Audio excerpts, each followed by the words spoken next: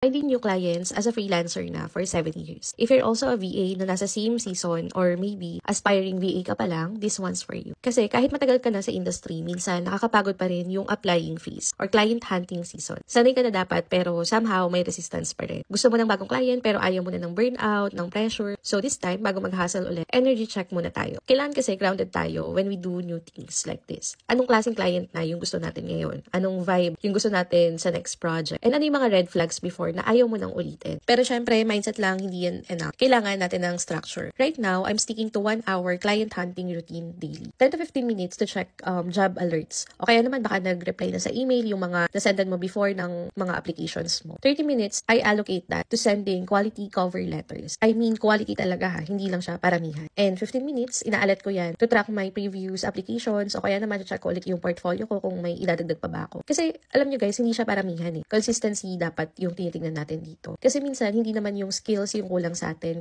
We need clarity and structure. And speaking of structure, sa next video, pag-usapan natin kung paano ko naman ginagamit si ChatGPT sa paggawa ng AI assistant pero personalized cover letters para mas mabilis, strategic, pero sounds authentic pa rin.